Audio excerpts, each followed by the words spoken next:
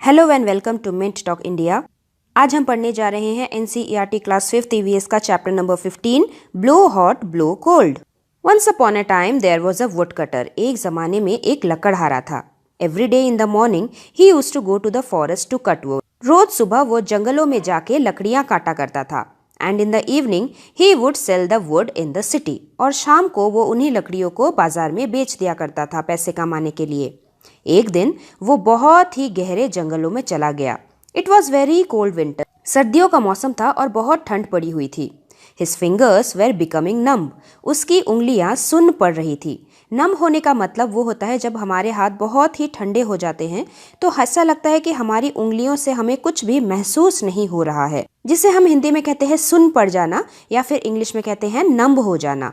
Even now and then, the woodcutter would put down his axe and bring his hands close to his mouth. कुछ समय बाद लकड़हारे को अपने हाथों को अपने मुंह से फूंक मार मार के गर्म करना पड़ता था। जैसे हम सर्दियों के मौसम में अपने हाथ रगड़ कर या फिर मुंह से गरम गरम सांसें छोड़कर अपने हाथों को गर्म करते हैं, वैसे ही।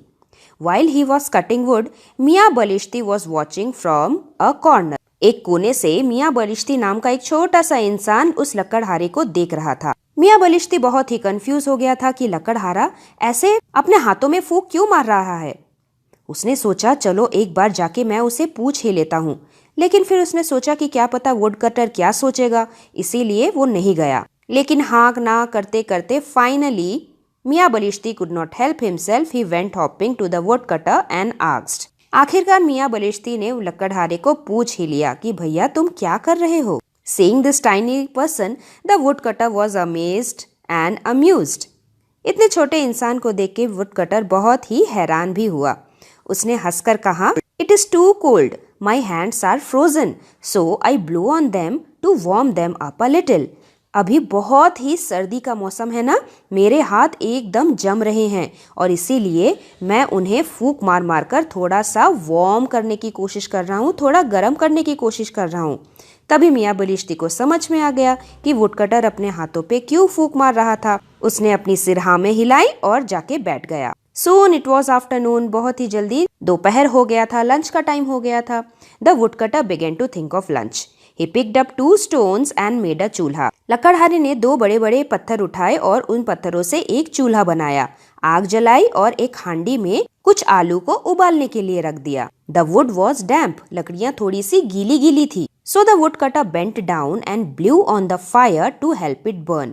इसीलिए लकड़हारा चूल्हे के ऊपर झुककर आग में हल्का हल्का फूंक मारने लगा ताकि आग फैलता रहे और सारी लकड़ियां जलना स्टार्ट हो सके। लकड़हारे को बहुत भूख लगी हुई थी। जैसे ही आलू थोड़ा सा उबल गया, he took out the potato from the handi.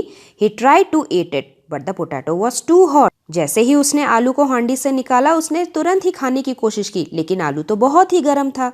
He again began to blow on it. उसने फिर से आलूओं को ठंडा करने के लिए फूंक मारना शुरू कर दिया। मियाँ बलिश्ती फिर से सरप्राइज हो गया। Now what he is going to do? Is he going to burn the potato? मियाँ बलिश्ती सोचने लगा, क्या फिर से वुड कटर पोटैटो को जलाने वाला है फूंक मार मार के। मियाँ बलिश्ती ने फिर से वुड कटर के पास जाके पूछा कि आज सुबह ही तो तुमने मुझे बताया था कि तुम अपने मुंह से फूंक मार के हाथों को गर्म कर रहे हो। Now you are again blowing on the potato which is already hot. तुम अभी फिर से आलू में फूंक मार रहे हो। आलू जो कि ऑलरेडी इतना गर्म है, उसे फूंक मार मार के और भी गर्म करने की कोशिश क्यों कर रहे हो। वुडकटर ने बोला, no no my little friend, this potato is too hot. I am blowing on it to cool it down. लकड़हारे ने कहा कि नहीं नहीं, ये आलू तो बहुत गर्म है, मैं फूंक मार के गर्म आलू को ठंडा करने की कोशिश कर रहा हूँ। ये सुनकर मियाँ बलिश्ती का फेस एकदम सफेद पड़ गया डर के मारे। वो सोचने लगा कि ये वुडकटर जरूर कोई भूत या फिर जिन है, तभी तो एक ही सांस से वो गर्म हवा भी निकाल सकता है और ठंडी हवा भी निकल सकता है। He said to himself, what kind of creature is this? And he ran away. मियाँ बलिश्ती दुम दबा के वहां से भाग गया। तो जैसे कि हमने देखा, we blow air to cool hot things. हम अपनी मुंह के सांसों से गरम गरम चीजों को ठंडा कर सकते हैं।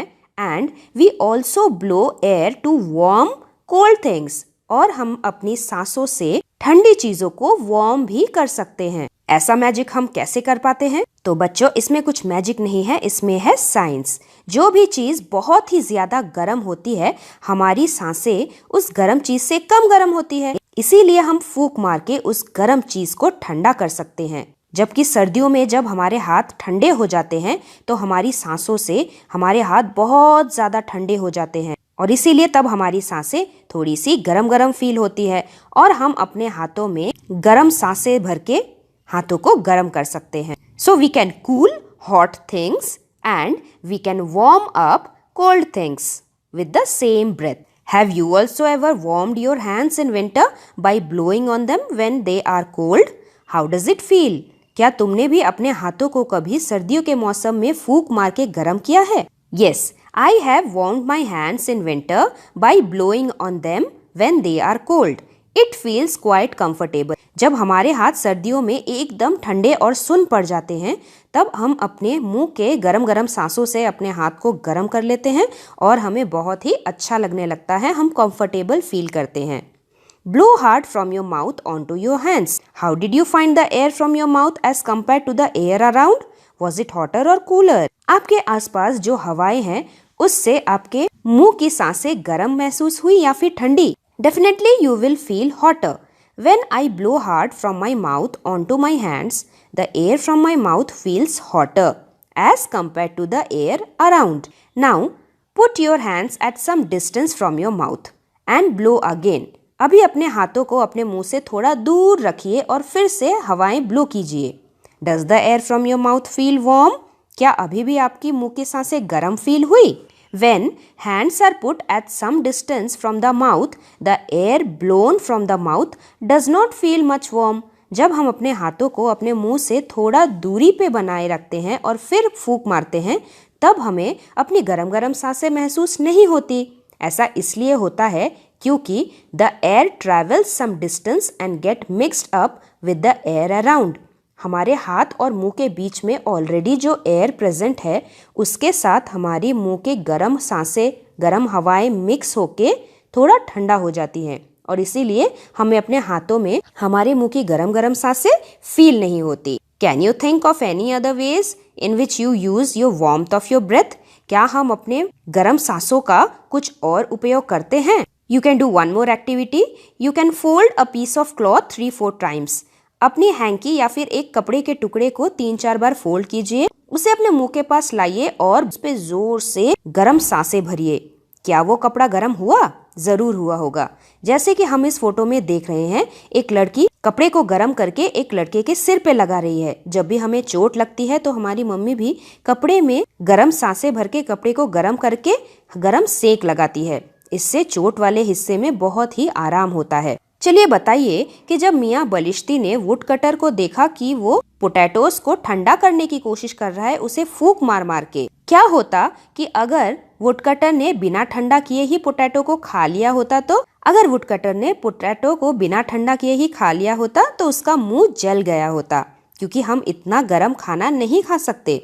Have you ever burnt your tongue when you ate or drank something that was too hot? क्या आपने भी कभी अपने मुंह और जबान को जलाया है कोई बहुत ही गर्म चीज खा के या फिर पी के?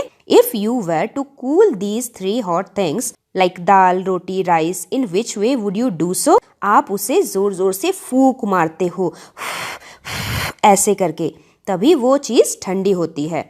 In picture 1 we can see Minnie is trying to cool her tea by blowing on it. Picture number 1 में हम देख रहे हैं कि मिनी अपनी चाय को ठंडा करने के लिए उस पे फूंक मार रही है। Which do you think will be hotter, Minnie's tea or the air she blew from her mouth? आपको कौन सी चीज ज्यादा गर्म लग रही है, मिनी की चाय या फिर उसके मुंह से निकलने वाली हवा ज्यादा गर्म है?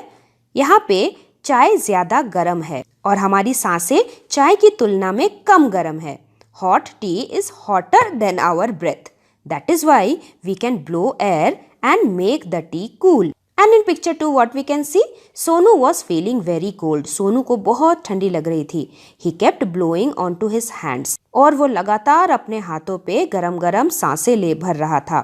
Now think and write which will be cooler, Sonu's hand or his breath? अभी सोच के बताइए कि ज्यादा ठंडा कौन है, उसके हाथ ज्यादा ठंडे हैं या फिर उसके मुंह से निकलने वाली हवा ज्यादा ठंडा है। In winter our hands become cooler. सर्दियों में हमारे हाथ पैर वैसे ही बहुत ठंडे हो जाते हैं, लेकिन हमारी सांसें उतनी ठंडी नहीं होती, इसीलिए हमें वो वार्म महसूस होती हैं और इसीलिए हम अपनी सांसों को इस्तेमाल करके अपने हाथ में फूंक मार मार के फिर से अपने हाथों को थोड़े समय के लिए वार्म कर लेते हैं। सांसों का इस्तेमाल बहुत सारे इंस्ट्रूमेंट्स को बजाने के लिए भी होता है, जिन्हें हम कहते हैं विंड इंस्ट्रूमेंट्स। जैसे कि आप फोटो में देख सकते हो, एक बीन है जिसे सपेरे बजाते हैं। This is mouth organ. इसमें भी फूंक मार के सुंदर सी म्यूजिक निकाली जाती है। This is saxophone. इसमें भी फूंक मार के म्यूजिक बजाया जाता है। ये है सीटी यानी कि विसल। दिस इज फ्लूट यानी कि बांसुरी। और वैसे ही बहुत सारे म्यूजिकल इंस्ट्रूमेंट्स जिसे फूंक मार के बजाया जाता है। और हारमोनियम भी एक तरह का म्यूजिकल इंस्ट्रूमेंट ही है। यहाँ पे पीछे जो प्लेट्स रहते हैं, इन्हें पंप करके हवा को अंदर भरना होता है और तभी हारमोनियम के ब्लैक एंड व्हाइट कीज सुरीली आवाज निकाल सकते हैं। अगर आप यहाँ पे हवा पंप नहीं करेंगे तो क्या ये कीज बचेंगे? ये नहीं बजेंगे। That is why harmonium is also a wind instrument. Now do this and discuss. Have you seen someone blowing spectacles to wipe them clean? क्या आपने भी कभी किसी को देखा है जो अपने चश्मे में अपनी सांसों को भर के उसके बाद अपने चश्मे को क्लीन करता है? How does it happen? तो इसके लिए आप एक एक्टिविटी कीजिए। You take a glass, bring it near your mouth and blow hard on it. आप एक कांच या फिर एक ग्लास को लीजिए और उस पे गरम गरम सांसें ब्लो कीजिए। Do this 3 to 4 times. Does the glass look hazy? आप जब ऐसा करेंगे तो आपको वो वाला कांच एकदम हेजी नजर आएगा। हेजी मतलब जब हम आर पार नहीं देख सके। ऐसा क्यों होता है? क्योंकि हमारी सांसों से निकली हुई हवा ने उस कांच को कुछ मैजिक रूप दे दिया है। Can you make a mirror hazy the same way? This happens because of condensation. Condensation के बारे में तो आपने पढ़ा ही है। कंडेंसेशन क्या होता है? कंडेंसेशन एक ऐसा प्रोसेस होता है जिसमें एक गैस एक लिक्विड के रूप में बदल जाता है। The process of changing a gas into a liquid is called condensation. जैसे आपने देखा होगा, जब भी हमारी मम्मी कुछ खाना बना रही होती है और ऊपर से ढक्कन लगाई हुई होती है, तो वहां से उठने वाले गरम गरम गैस लिड को टच करके टाइनी वाटर ड्रॉपलेट्स बनाते हैं, लिक्विड बन जाते हैं। Like water vapour condenses on the colder surface of the lid into water droplets. उसी तरह हमारे मुंह से निकलने वाले एयर में भी मॉइस्चर होती है। All these happens because our breath contains some moisture. हमारी सांसों में कुछ गीलापन होता है, कुछ मॉइस्चर प्रेजेंट होता है और वही मॉइस्चर जब किसी ठंडी सतह को छूती है, जैसे कांच, ग्लास या फिर मिरर, तब वो मॉइस्चर कंडेंस हो जाती है और गैस से टाइनी वाटर ड्रॉपलेट्स या फिर पानी के रूप में आ जाती है और हमें दिखाई देने लगती है। Now we will study about our heart beat and breath in 1 minute. Put your hands on your chest. अपने चेस्ट पे अपना हाथ रखिए। When you breathe in, does your chest come out और गो इन?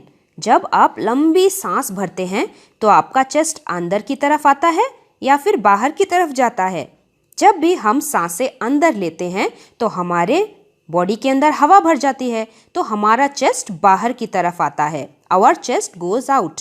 और जब भी हम सांसें छोड़ते हैं तो हमारे अंदर की हवा बाहर चली जाती है और इसीलिए हमारा चेस्ट तब अंदर चला जाता है। Now you will measure your chest. Take a deep breath in. एक लंबी सी सांस भरिए और उसके बाद अपने फ्रेंड को पूछिए कि आपका चेस्ट मेजर करके दे। That you will do on your own. उसके बाद आप अपनी सांसों को पूरा बाहर छोड़ दीजिए। Again ask your friend to measure your chest और फिर से अपने चेस्ट को मेजर करके यहाँ पे लिखिए। क्या इन दोनों मेजरमेंट में कुछ अंतर आपको महसूस हुआ? जरूर महसूस हुआ होगा। When we breathe in, our chest measurement is more. How many breaths in 1 minute? तो हम 1 मिनट में कितनी सांसें लेते हैं? एक सांस तब काउंट होती है जब हम सांस लेते हैं और सांस छोड़ देते हैं। इस पूरे साइकिल को 1 breath कहा जाता है। Put your finger under your nose. Can you feel any air when you breathe out from your nose? Now count how many times in 1 minute do you breathe in and breathe out. Next you will jump 30 times. Now again count how many times in 1 minute you breathe in and out. उसके बाद 30 बार उछल कूद कीजिए और फिर से अपनी सांसों को काउंट करके देखिए। क्या सांस लेने के काउंटिंग में कुछ अंतर आपको महसूस हुआ? जरूर महसूस हुआ होगा। जब हम शांत बैठे रहते हैं उस समय हम 20 से 25 बार ही सांस लेते हैं। When we jump up and down, जब हम बहुत ही ज्यादा उछल कूद करते हैं तो हमारी सांसें बहुत ही जोर जोर से होने लगती हैं, जोर जोर से सांस लेने लगते हैं। तब हमारी सांस लेने की काउंटिंग 30 से 35 तक जा सकती है और इसीलिए difference will come around 10 to 15 times. Do you know there is also a clock inside you. हमारे शरीर के अंदर भी एक घड़ी है जो लगातार धक धक धक धक करती रहती है और वो क्या है? वो है हमारा दिल, our heart. And do you know there is one instrument which is called stethoscope, जिसकी मदद से डॉक्टर्स लोग हमारे दिल की धड़कनों को बहुत ही आराम से सुन सकते हैं। And at the last there is one more activity for you. You have to make a paper snake. इस एक्टिविटी के लिए आप 10 से 15 सेंटीमीटर वाइड की एक पेपर लीजिए और उस पेपर में गोल गोल स्पाइरल ड्रॉ कीजिए और फिर उसी लाइंस के ऊपर आप कैंची चला के स्पाइरल शेप में कट कर लीजिए। आपको कुछ ऐसा शेप मिलेगा। ऊपर और नीचे आप एक धागे से बांध दीजिए और उसके बाद ये स्पाइरल पेपर स्नेक हमें कुछ बताने वाला है। आप नीचे से कुछ गरम गरम हवाएं छोड़ेंगे तब ये पेपर स्नेक क्लॉकवाइज घूमेगा, मतलब राइट साइड की तरफ। लेकिन जब भी आप पेपर स्नेक को किसी पंखे के नीचे रखेंगे जहां से ठंडी ठंडी हवाएं आ रही हैं, तब ये पेपर स्नेक ऑपोजिट डायरेक्शन में घूमेगा, मतलब कि लेफ्ट साइड घूमेगा। This happens because of a reason. Hot air always moves upward. गर्म हवाएं हमेशा नीचे से ऊपर की तरफ उठती हैं और जब भी आप इस पेपर स्नेक के नीचे कुछ भी गर्म हवा, जैसे उबलते हुए पानी से निकलने वाली हवा या फिर हेयर ड्रायर से निकलने वाली हवा को नीचे पकड़ेंगे, तब ये पेपर स्नेक क्लॉकवाइज डायरेक्शन में घूमेगा। लेकिन जब भी इस पेपर स्नेक में कुछ ठंडी हवाएं पड़ेंगी, ऊपर से ठंडी हवाएं ऊपर से नीचे आती है, तब ये पेपर स्नेक ऑपोजिट डायरेक्शन में घूमेगा, मतलब कि लेफ्ट साइड घूमेगा और तब हमें पता चलेगा कि हवा ठंडी है और ऊपर से नीचे आ रही है। And that is how we end our chapter. Hope you like it. The link for the workbook solution is given in the description box. हम मिलेंगे बहुत ही जल्दी हमारे अगले चैप्टर के एक्सप्लेनेशन और वर्कबुक सोल्यूशन के साथ। तब तक के लिए thank you very much and God bless you all. Thanks for watching and do like, share, subscribe our channel Mint Talk India for more upcoming videos.